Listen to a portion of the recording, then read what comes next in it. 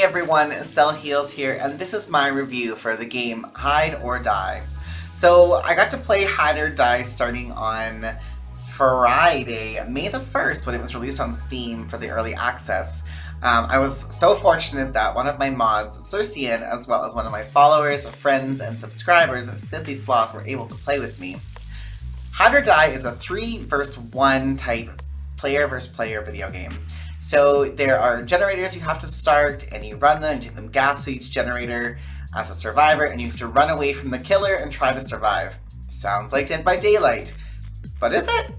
So some of the ideas, I guess, they're kind of similar. That's a big thing I was told. I was like, oh, it's basically Dead by Daylight. That's not really the case. I actually had so much fun playing this game, and as somebody who plays a lot of Dead by Daylight, it was really refreshing to play a game that was similar, but had some much needed changes. So, as an example, I was playing Survivor only, and trying to run a killer, it's a lot harder to do in this game than it is in Dead by Daylight. And in this game, as you're running, you have objectives. You need to be running the gas canisters, you need to hide. It's about using your brain and trying to find the best hiding places, and being the best you could be by hiding in certain areas, taking what you have around you. So there's smoke screens, there's flashbangs, there's an invisibility potion.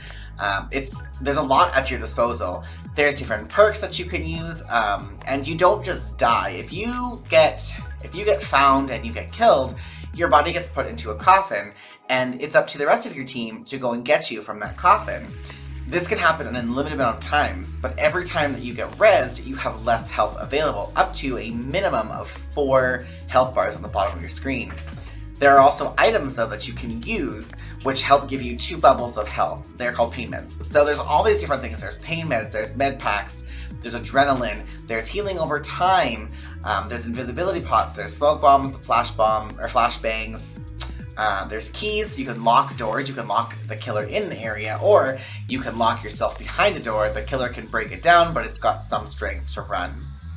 Also, something I really like in this game is when the generators are going, when you first start it, it's not just hitting a skill check. You have your keypad from 0 to 9, and all the red numbers you need to hit correctly, so they're all green 3 to 5 times depending on perks. And then when this happens, the generator powers up, and it powers up for 15 seconds. In that 15 seconds, you have to run and gather the gas canisters around to keep putting it into the generator, or it'll time out. And when it times out, it's got a 10-second window before you can do it again. Also, there's only, I think, 5, maybe 6 with a perk gas canisters around. So once they're done, it will time out anyways. So your games are approximately 15 to 16 minutes long, and well worth it. You have to get 1,250 darkness collected in order to have the opportunity to power up the exit gates. The killer can see the exit gate, so as you are trying to open them and you want to leave, the killer knows where you are, so you have to be strategic. But it's a lot of fun. There were a lot of scares, and I am so excited to see how this game is going to take off. I am so excited to see the new maps they come out with, the killers. I know that Krampus, I can't say that name, whatever that character is, he's the next killer that will be available.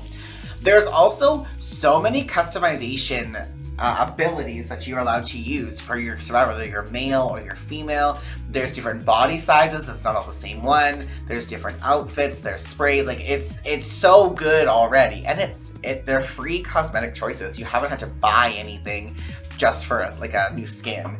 So I'm very excited, and I'm giving this a very positive review. Out of 5 stars, I would probably give it 4.5.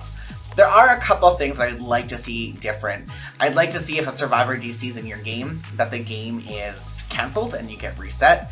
It's almost impossible to 2-player a way to collect 1,250 darkness and power up the gates. It happened a couple times to us, and we were getting around 1,000.